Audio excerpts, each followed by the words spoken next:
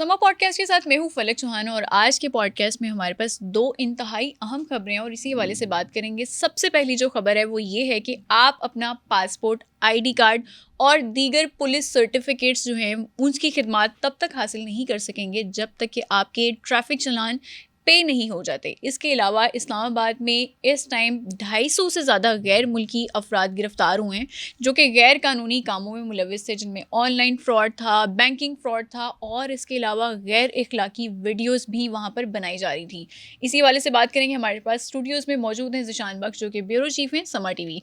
ज़िशान साहब, इंतहाई अहम मामला है, कितने गैर मुल्की शहरियों को गिरफ्तार किया गया है, अब तक की क्या रिपोर्ट्स हैं और इनका वीज़ा स्टेटस क्या था? अच्छा देखें, ये इस्लामाबाद में अगस्त के दूसरे हफ्ते में पहला बड़ा रेड हुआ और ये पाकिस्तान की तारीख का मेरा ख्याल है पहला रेड था जिसमें अप्रॉक्सीमेटली 350 के करीब 270 प्लस का फिगर, कहीं 271 कोट हुआ है, कहीं 272, कहीं 275 या 76 भी, लेकिन फिर भी 350 लोगों का एक बिल्डिंग से, एक मुकाम से इतने ऑर्गेनाइज तरीके से ये लोग काम कर रहे थे और इसमें जो अक्सरियत थी वो तमाम के तमाम गैर मुल्की थे। ठीक है, ये बेसिकली इस्लामाबाद का इलाका है गुलबर्ग ग्रीन्स, वहाँ पर एक प्लाजा है स्पार्को के नाम का, उसके अंदर जी और उसके अंदर ये FIA और NCCIA का जॉइंट ऑपरेशन था। ठीक है। और इसके अंदर हमारे जो दीगर कानून नाफिज करने वाले इदारे और लॉ इन्फोर्समेंट एजेंसीज थी, उनकी खुफिया रैकी, ठीक है, उनकी मालूमात और उनकी जानिब से लीड मिली थी। उन्होंने ही लोगों के साथ पेश आने वाले वाक़यात को जब इन्वेस्टिगेट किया था तो ये इत्ला मिली थी कि यहाँ पर ये ऑर्गेनाइज्ड तरीके से काम हो रहा है। ठीक है। जब यहाँ रेड किया जाता है तो तकरीबन ये जो 350 के करीब गैर मुल्की थे, इसमें बड़ी तादाद में सबसे ज़्यादा मोर देन 100 इसमें वियतनाम के शहरी थे। अच्छा। फिर इसी तरह थाईलैंड के शहरी थे, फिलिपाइन के शहरी थे, ठीक है, इंडोनेशिया के शहरी थे और दीगर कुछ गैर मुल्की थे। ठीक है। ये तमाम तर लोग ऑर्गेनाइज तरीके से, जो जिसको हम कहते हैं ना ऑर्गेनाइज्ड क्राइम, ये उसमें इन्वॉल्व थे। ख़ास तौर पर बैरून मुल्क ऑनलाइन फ्रॉड, ठीक है, गैर इखलाकी वीडियोस, आपके जो बैंक के कार्ड्स होते हैं उसकी स्कैमिंग, और फिर लोगों के बैंक अकाउंट्स की डिटेल लेकर उनके अंदर मालियाती, जिसको आप फ्रॉड बोलते हैं, उसमें ये तमाम तर लोग इन्वॉल्व थे 110%। और जब इनके ऊपर रेड किया गया तो पहले तो इदारों को अंदाज़ा ही नहीं था कि इतनी बड़ी तादाद में लोग यहाँ पर मौजूद हैं। जब इनको पहली स्टेज पर इन्हीं के उसी ऑफिस के अंदर, इसी जो प्लाजा था वहीं पर इनको क्या कहते हैं, डिटेन किया गया। ठीक है। इनको जब वहां पर डिटेन करने के बाद इनको कहा गया अपना अपना स्टेटस चेक करवाएं, आप किस तरह और कैसे यहाँ पहुंची हैं। तो उस मौका पर इन्होंने वहां बड़ा शोर मचाया। अच्छा। तकरीबन 24 से 48 घंटे तक इनको उसी प्लाजा में रखा गया। ठीक है। एंट्री एग्जिट बंद कर दी गई।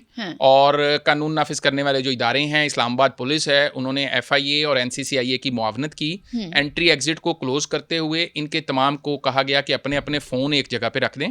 और 24 से 48 घंटे बाद जब चीज़ों को इनिशियली इन्वेस्टिगेट कर लिया गया, क्योंकि गैर मुल्की इन्वॉल्व थे, तो हमें गैर मुल्कियों के मामले पर बहुत ज़्यादा हुकूमत संजीदा भी होती है और सीरियस भी होती है और देखती भी है कि कहीं कोई गलत इकदाम ना उठा लिया जाए। क्योंकि पाकिस्तान हमेशा अपनी हॉस्पिटैलिटी में भी एक अलग मकाम रखता है। देखें, हॉस्पिटैलिटी अपनी जगह, लेकिन हमने किसी को ये तो नहीं कहना कि हम आपकी मेहमान नवाजी कर रहे हैं और आप हमारे मुल्क में आकर इलीगल एक्टिविटीज़ में इन्वॉल्व हों और ऐसे काम करें जो आप पाकिस्तान से बैठ के दुनिया के किसी भी मुल्क के अंदर आप फाइनेंशियल क्राइम में इन्वॉल्व हैं, आप किसी का क्रेडिट कार्ड चोरी कर रहे हैं, आप कोई गैर इखलाकी वीडियोज़ यहाँ से भेज रहे हैं या कुछ भी आप कर रहे हैं, तो ऐसा कोई भी जो काम है पाकिस्तान अपनी ज़मीन किसी को इस मकसद के लिए प्रोवाइड ना कभी की है ना कभी करेगा। 48 आवर्स के बाद इन लोगों को कोर्ट के अंदर इनकी डिटेल सबमिट की गई। ठीक है। और उसके बाद इनको मुख्तलिफ जेलों में, इस्लामाबाद में अडयाला, जो रावलपिंडी की अडयाला जेल है, वहाँ पर कैपेसिटी इतनी नहीं थी, फिर इनमें से तकरीबन 50 के करीब, मतलब 200 के करीब को अडयाला मूव किया गया और कोई 50 प्लस को अटक जेल मुंतकिल किया गया। ज़िशान साहब, इनका वीज़ा स्टेटस क्या था?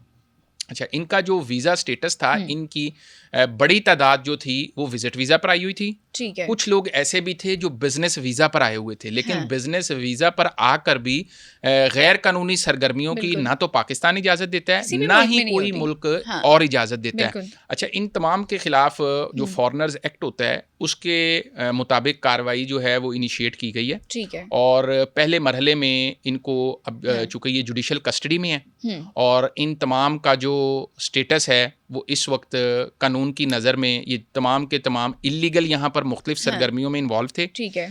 अब जो FIA का कहना है कि इनको इनके ममालिक में डिपोर्ट किया जाएगा। ठीक है। ज़ीशान साहब, ये कौन सी गैर कानूनी सरगर्मियों में मुलव्वस है? क्योंकि मैंने अपने इंट्रो में भी थोड़ा सा हिंट दिया था, लेकिन मैं ये चाहती हूँ कि आप हमारे नाज़रीन को बताएं, क्योंकि पाकिस्तानी इस टाइम बहुत सारी ब्लैकमेलिंग, फ्रॉड का शिकार हो रहे हैं, चाहे वो वाया मोबाइल हो या फिर वाया इंटरनेट हो। आपके लैपटॉप में भी इस तरह के लिंक्स आ जाते हैं जो आप ओपन करेंगे तो आपके बैंक अकाउंट्स तक उनकी रसाई हो सकती है।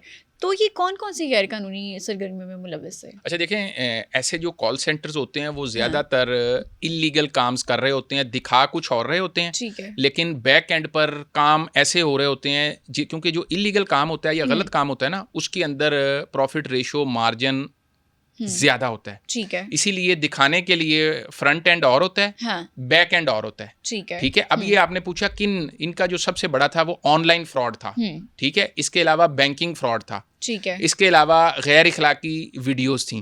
ठीक है। उसके अलावा डिजिटल जो करेंसी है उसको लेकर ये मुख्तलिफ किस्म के फ्रॉड्स में मुलव्विस थे। अच्छा। ये जो तमाम तर लोग थे ये गैर मुल्कियों से राब्ता करके अपनी असल शनाख्त और अपना ओरिजिन जहाँ से ये बैठे काम कर रहे हैं वो छुपा कर जो एडवांस्ड कंट्रीज हैं उनके अंदर मुख्तलिफ प्रोडक्ट्स को लेकर, मुख्तलिफ सर्विसेज को लेकर अपनी सर्विसेज पेश करते थे। लोगों के क्रेडिट कार्ड की डिटेल्स लेके उनके बैंक अकाउंट्स को खाली करना, उनको फाइनेंशियली धोखा देकर उनसे पैसे हथियाना, और जैसे किसी को कॉल आ जाती है कि आपको हमने एक OTP भेजा है, तो आप काइंडली ये OTP हमें बताएं, तो इसके बाद हम आपका गिफ्ट आया है वो आपके एड्रेस पर पहुंचा देंगे। और आजकल ये बहुत आम है। और वो जब OTP आप देते हैं तो उसके बाद अमूमी तौर पर जो दो काम पाकिस्तान में भी सबसे ज़्यादा देखने में आ रहे हैं कि या तो आपका बैंक अकाउंट खाली हो जाता है, बिल्कुल, और सबसे जो ज़्यादा होता है वो आपका WhatsApp हैक हो जाता है। चूंकि उन्होंने किसी और डिवाइस पे WhatsApp लॉगिन करते हैं, और WhatsApp चूंकि 2 लेयर सिक्योरिटी प्रोवाइड करता है, वो फौरन आपके एग्जिस्टिंग जहां पे आपका फोन चल रहा है, चूंकि मेटा ये सिस्टम ये डिटेक्ट करता है कि शायद आपने अपनी डिवाइस, अपनी लोकेशन चेंज की है, तो वो फौरन आपको एक 4 डिजिट या 6 डिजिट कोड भेजता है। वो जब कोड आता है, आप जब उस हैकर को, उस स्कैमर को, उस डिजिटल फ्रॉड करने वाले को वो भेज देते हैं, तो भेजने का नतीजा ये होता है कि आप अब फारिग हैं, आप अब बैठ के रोएंगे कि मेरे साथ क्या हुआ है, और जिसके पास वो कोड गया है उसने आपके नंबर से आपके तमाम जानने वालों को, दोस्तों को, अहबाब को, किसी से वो पैसे मांगेगा, किसी से वो कोई और चीज़ लेगा, और अमूमन आपके फ़ोन भी इसके थ्रू हैक हो जाते हैं। और फ़ोन में अमूमन लोगों ने अपनी बैंकिंग जो ऐप्स हैं वो सारी की सारी इंस्टॉल होती हैं, और आपके पासवर्ड सेव होते हैं। तो अमूमन कुछ दोस्तों ने ऐसा भी रिपोर्ट किया है कि उनके जो डिजिटल वॉलेट्स हैं वो भी इस स्कैम के ज़रिए खाली हुए। ठीक है ज़ीशान साहब, अब ये जो गैर मुल्की शहरी गिरफ्तार हुए हैं, इनको क्या सज़ा दी गई है, क्या स्टेटस है इनका? अच्छा देखें, ये एक बड़ा हैरानकुन पहलू है कि ऑफिशियली FIA की जानिब से ये बताया गया है कि इन तमाम को डिपोर्ट किया जाएगा। ठीक है। और जो पहला इनका कह लें कि फ्लीट है या दस्ता है इन मुलजिमों या मुजरिमों का, वो वापस इनके मुल्क भेज दिया गया। और बल्कि मैं इसके साथ एक चीज़ और भी ऐड कर दूं कि आज ही की डेट में 25 अगस्त को इस्लामाबाद से 50 से ज़ायद मज़ीद भी ऐसे हैकर्स और स्कैमर्स और गैर मुल्की पकड़े गए हैं। गैर मुल्की, पाकिस्तानी नेशनल नहीं, गैर मुल्की पकड़े गए हैं जो इसी किस्म के फ्रॉड्स में इन्वॉल्व थे। अब इनमें से कहा यह जा रहा है ये कुछ लोग वो थे जो उस दिन वहां पर रेड के दौरान या तो मिसप्लेस हो गए, या ये लोग उस दिन छुट्टी पर थे और गैर हाजिर थे, या कहीं बाहर थे। चूंकि जब डाटा इदारों के पास आता है तो फिर वो तमाम तर डाटा को डिकोड करते हैं और पता चलता है कि यहाँ पर अटेंडेंस रजिस्टर तो 400 का है, स्पॉट से हमने 325 पकड़े हैं, तो हाँ। 125 लोग और भी इस्लामाबाद की प्रेमिसेस में, इसका मतलब है, मौजूद हैं या पाकिस्तान में, जब तक कि वो वापस नहीं चले जाते, जो इस नेटवर्क का, इस गैंग का, इसका हिस्सा हैं। ठीक है। ठीक है। अब हाँ। कोर्ट में इनके रिट भी दायर हुई है 2-3 चीनियों की तरफ से कि हमारे लोगों को गैर कानूनी तौर पर पकड़ा गया है, लेकिन इदारे उस पर कानून के मुताबिक जवाब दे रहे हैं। ठीक है। अब ये कहना कि इनको यहाँ पर सज़ा क्या दी है, ये एक हैरानकुन चीज़ है कि फॉरेनर्स एक्ट के तहत इनको अभी तक जो है वो किसी को भी कोई सज़ा नहीं दी गई, सिर्फ और सिर्फ कहा यह गया कि इनको ब्लैकलिस्ट किया जा रहा है। ठीक है। ठीक है। इनको डिपोर्ट किया जाएगा ग्रेजुअली इनके ममालिक में, और इनको दोबारा नो फ्लाई लिस्ट में डाल दिया जाएगा कि ये दोबारा कभी भी पाकिस्तान में आ नहीं सकेंगे। लेकिन ज़िशान साहब, यहाँ पे हमने देखा है कि जब पाकिस्तानी कोई भी शहरी किसी भी गैर मुल्क में जाकर इस तरह की गैर कानूनी चीज़ों में पकड़ा जाता है तो उसको प्रॉपर सज़ा होती है और बाद में डिपोर्ट किया जाता है। यहाँ पाकिस्तान सज़ा नहीं दे रहा लेकिन डिपोर्ट कर रहा है। मेरा ये ख्याल है कि इसके ऊपर इदारों की कोई पॉलिसी होगी, या फिर कोई ऐसी रीज़न होगी उन ममालिक से, कोई एश्योरिटी होगी कि ये लोग जब अपने ममालिक में पहुंचेंगे तो वहाँ अपने हिस्से की सज़ा या अपनी वो जस्टिफिकेशन वहाँ पेश करेंगे। क्योंकि पाकिस्तान वैसे भी हमेशा गैर मुल्कियों को सपोर्ट करता है, बिज़नेस को सपोर्ट करता है, तो क्योंकि इनमें बहुत से ऐसे ममालिक हैं जिनसे हमारे बहुत अच्छे ताल्लुकात हैं, तो सब लोग तो एक जैसे नहीं होते। लेकिन मेरा ये ख्याल है कि इनको यहाँ से पकड़ कर पहली स्टेज पर हवालात में डाल देना ही हमारे मुल्क में कानून की अमलदारी का एक बहुत बड़ा सबूत है। और लेटर ऑन उनको यहाँ से डिपोर्ट करना और ब्लैक लिस्ट करना, इनिशियली इनके लिए इतनी सज़ा काफ़ी है। लेकिन आपके वाली बात भी ठीक है कि यूएई के अंदर, गल्फ के अंदर, या दुनिया के किसी भी मुल्क में कोई पाकिस्तानी अगर पकड़ा जाता है तो वो वहाँ पर पहले अपने हिस्से की सज़ा भुगतता है। सज़ा काट के फिर उसको ये मौका मिलता है कि अगर कोई साथ जुर्माना है तो वो दे दे, और जो अगर जुर्माना नहीं देता तो फिर कुछ मजीद सज़ा की एक्सटेंशन होती है।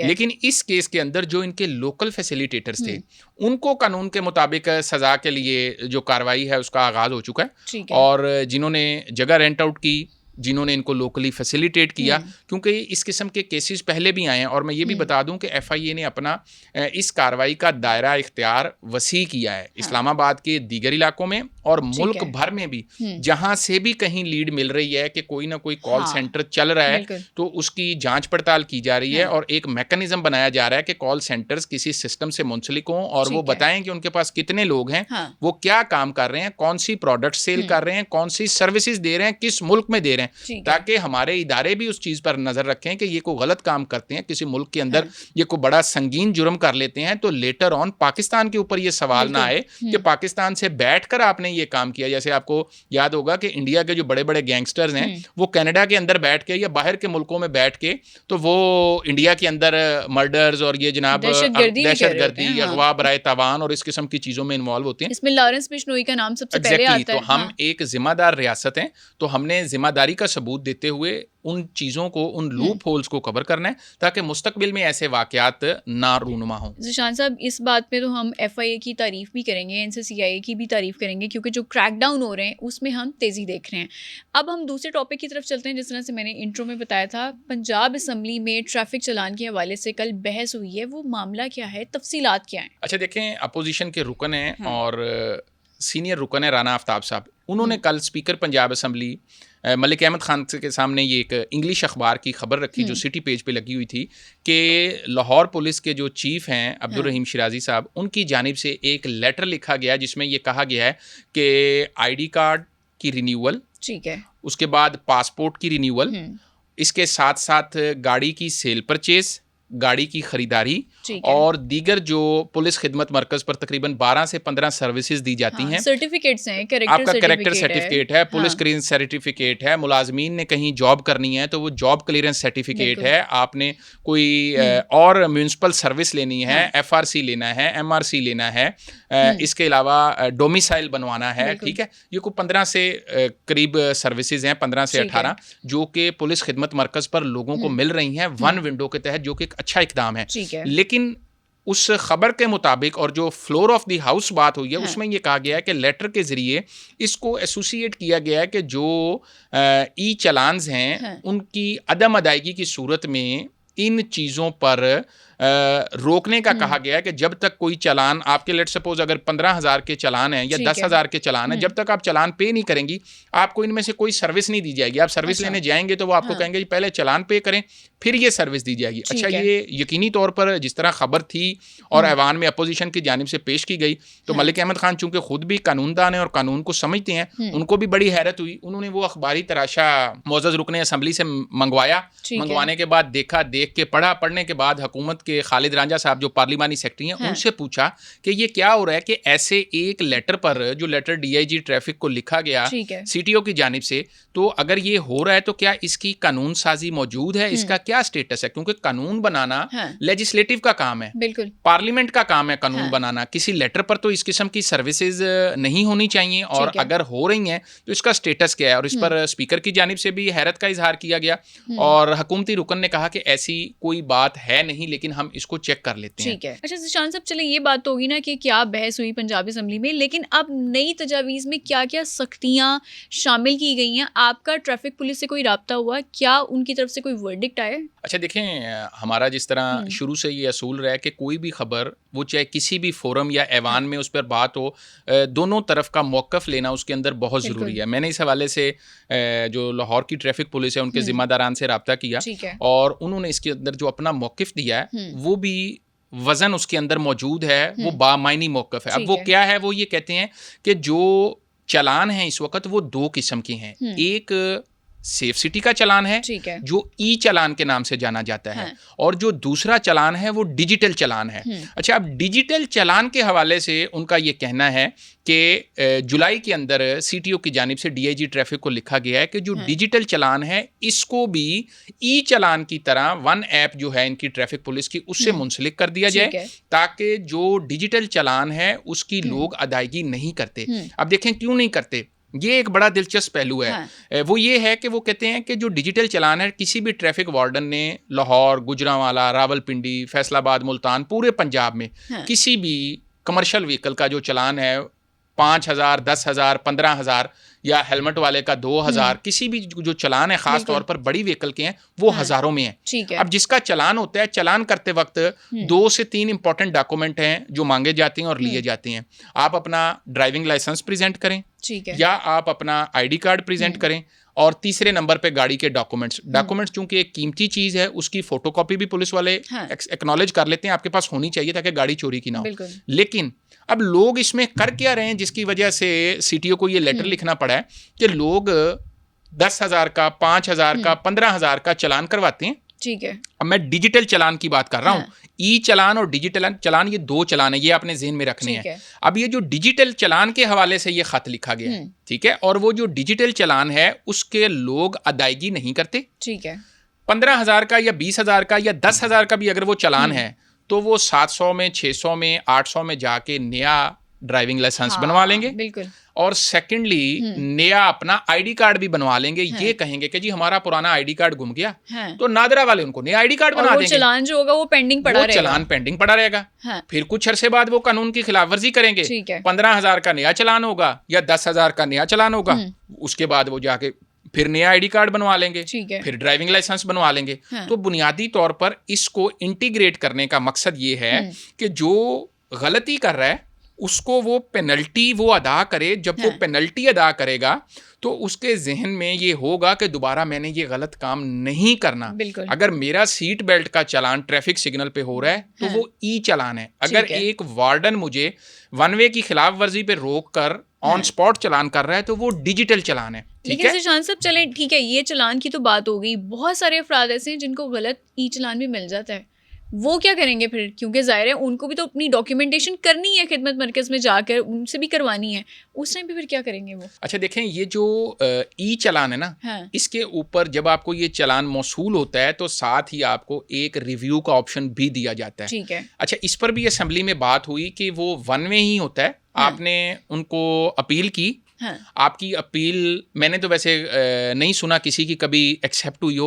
वो सिस्टम जनरेटेड होता है, वो उस अपील को रिजेक्ट कर देते हैं, आपके पास अल्टीमेटली पे ही करना पड़ता है। अच्छा, यहाँ पर एक बड़ा अहम नुक्ता है जो कि एक सजेशन भी होगी ट्रैफिक पुलिस के लिए कि बहुत से रोड एंड्स ऐसे हैं, मतलब कुछ दोस्तों से इस हवाले से जब मेरी बात हुई तो उन्होंने बताया कि जब ट्रैफिक सिग्नल ओपन होता है तो ट्रैफिक वार्डन्स वहाँ मौजूद होते हैं, ठीक है, वो आराम से साए में बैठे होते हैं, हाँ। वो लाइन और लेन वाली चीज को ना तो मेक श्योर कर रहे होते हैं, ना ये देख रहे होते हैं कि बाइक वाला तीसरी लाइन में होना चाहिए तो वो पहली या दूसरी में है, हाँ। और या रिक्शे वाले को कहाँ खड़े होना है। तो हाँ। जब आप बॉटल एंड जो होते हैं वहां से निकलते हो तो आपका अगर सिग्नल क्रॉस करते हुए टायर थोड़ा सा भी लाइन के ऊपर आ गया, ठीक है, बेएहतियाती में, क्योंकि दो ऑप्शन है, या तो आप वहां गाड़ी रोक लें, आपके आगे वाला गुजर जाए, उतनी देर में पीछे वाला भी हॉर्न दे रहा होगा, या आप गाड़ी थोड़ी सी साइड से करके गुजार लें, क्योंकि अमूमन कॉर्नर पर ट्रैफिक वार्डन किसी ना किसी को चलान के लिए रोक के खड़े होते हैं। अब जिसका टायर उस लाइन पे आ गया उसको भी 2000 का ई चालान घर पहुंच जाएगा। अब हालांकि उसका कसूर कोई नहीं है,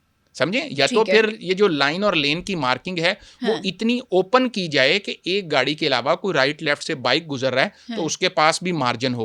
और इसके अंदर हमारे लोगों के अंदर बुनियादी मकसद जो है लाहौर पुलिस का ये कहना है कि डेटरेंस कायम करना है, लोगों को ये पता चले, जैसे लोगों को ई चालान का पता है कि कैनाल के ऊपर कैमरे लगे हैं, स्पीड कैमरा आपका चालान घर भेज देगा, आपको नहीं पता चलेगा। आपने अगर हेलमेट नहीं पहना हुआ, आप मुल्तान रोड पे हैं, आप फिरोजपुर रोड पे हैं, आप वाल्टन रोड पे हैं, या आप खियाबान फिरदौसी पे हैं, या आप जेल रोड पे हैं, किसी भी सड़क पर जो कैमरे लगे हुए हैं वो आपका ई चालान बड़े आराम और प्यार से आपके घर भेज देंगे। तो लोगों ने हेलमेट पहनना भी शुरू किया, ड्राइवर्स ने सीट बेल्ट भी लगाना शुरू किया, पासदारी हुई है। हाँ। लेकिन इसके अंदर जहां पर लूप होल्स हैं, वो चाहे ट्रैफिक पुलिस के एंड पे हो या फिर लोगों के एंड पे हो, उनको दोनों तरफ से देखना जरूरी है। इसमें कोई शक नहीं कि जो कानून, जो लेटर लिखा गया वो सिर्फ तजावीज़ है। उनका ये कहना है कि इस पर जब कानून साजी होगी, डिजिटल चालान को ई चालान के साथ लिंक अप किया जाएगा, तो यकीनी तौर पर ये मामला, जो लेटर CTO की जानिब से DIG ट्रैफिक को लिखा गया, ये अल्टीमेटली प्रोसीड होकर सजेशन IG पंजाब तक जाएगी, फिर लॉ डिपार्टमेंट में जाएगी, वहां से ये पंजाब असेंबली जाएगी,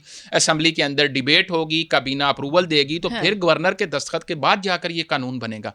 लेकिन इसका बुनियादी मकसद, फिर मैं वही कहूंगा कि आप, अगर आपको UAE जाने का इत्तेफाक हुआ हो, सऊदी अरब हुआ हो, गल्फ के अंदर हुआ हो, तमाम जो म्यूनिसिपल सर्विसेज होती हैं वो एक जगह पे लिंक अप होती हैं, वन लिंक है। तो इसका भी मकसद ये है कि जब ये सारी चीजें लिंक अप होंगी कानूनी तरीके से, ठीक है, मेरी ख्वाहिश पर या किसी ऑफिसर की ख्वाहिश पर नहीं, कानून और ज़ाब्ते के तहत, और उसके अंदर अपील का राइट होना भी मौजूद है कि आप मारूजी हालात भी देखें कि क्या जिस वक्त उसने रोड क्रॉस की या उसने सिग्नल तोड़ा, कहीं पीछे कोई एम्बुलेंस तो नहीं आ रही थी, सेफ सिटी के कैमरे को तो नहीं पता कि पीछे कोई एम्बुलेंस का सायरन था, या जिसने वहां से लाइन या लेन को थोड़ा सा राइट होके उसकी खिलाफ वर्जी की है, तो दूसरे कॉर्नर पर अगर ट्रैफिक वार्डन खड़ा किसी का चालान कर रहा है तो उसने अब या तो उसको हिट करे या खड़ा होकर उसका इंतजार करे। तो इसलिए बहुत सी गुंजाइश मौजूद है, और उस गुंजाइश को देखते हुए लोगों को भी जिम्मेदार शहरी बनने का यहाँ पर अपना किरदार अदा करना होगा, ताकि कानून की खिलाफ वर्जी ना की जाए, और अगर कोई करता है तो फिर वो अपने हिस्से की जो पेनल्टी है वो भी अदा करे। ठीक है जी, बहुत शुक्रिया। हमारे साथ मौजूद थे ज़ीशान बख्श, जो कि ब्यूरो चीफ हैं समा TV। फलक चौहान को दीजिए इजाज़त, अगले एपिसोड में दोबारा मुलाकात होगी, तब तक के लिए अल्लाह हाफिज़।